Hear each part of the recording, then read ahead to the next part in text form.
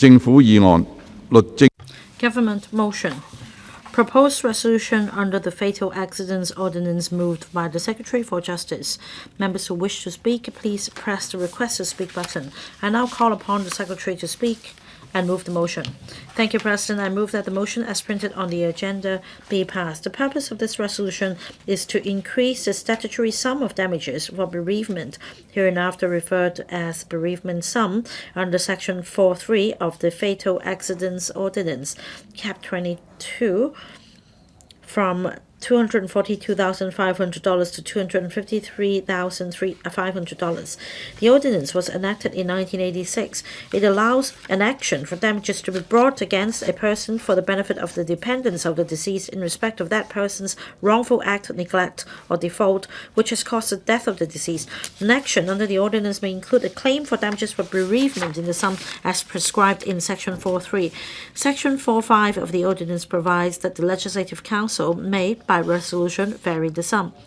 Since the enactment of the ordinance, the bereavement sum was adjusted upward 5 times respectively in 1991, 97, 2018, 2020, and 2023. The current sum of $242,500 was set in the last review exercise in 2023. In 1997, the then Attorney General undertook to review the statutory bereavement sum biennially to reflect inflation. In the review exercise in 2018, the government renewed its commitment to review the bereavement sum every 2 years to take into account inflation by making reference to the Consumer Price Index, CPIA. The present cycle of biennial review examines the impact of inflation experienced over the reference period from 2022 to 2024 by making reference to the CPIA. For the present cycle, the government proposes to compare the 12-month average CPIA figures ending December 2022 and the one ending December 2024, which is the most up-to-date figure within the reference period. The use of the 12-month average CPIA figures provides a robust calculation which is less affected by erratic fluctuations. The rate of change between the two figures was 4.4%. Accordingly, the government proposes today's resolution to make a commensurate increase for the bereavement sum from $242,500 to $253,500 to reflect the inflation as measured by CPIA over the reference period. Upon passage, the resolution will take effect from the date of publication in the Gazette. The Electoral Panel on Administration of Justice and Legal Services, the Law Society of Hong Kong, the Hong Kong Bar Association, and the Hong Kong Federation of Insurers have been informed of the outcome of present biennial review and the government's proposal to move today's motion. I urge members to support the motion.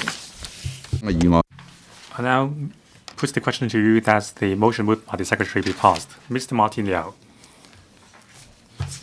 President, in 2018, the government undertook to review the statutory bereavement sum biannually to reflect the inflation. Having made reference to the CPA figures changed, the bereavement damages have been increased from $242,500 to $253,500. It is a reasonable figure.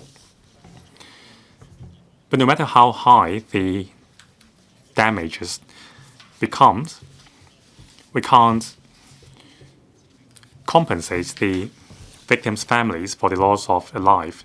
Now, according to a survey conducted last month, between 2018 and 2023, in the 6 years interim, 108 fatal accidents have occurred in the construction industry, accounting for 80% of fatal cases in work. Now, the loss of one life is too many. We need to and we need to prepare and prevent the occurrence of these cases.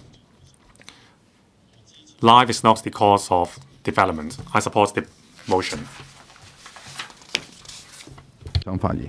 Does any other member wish to speak? Secretary, would you like to speak again?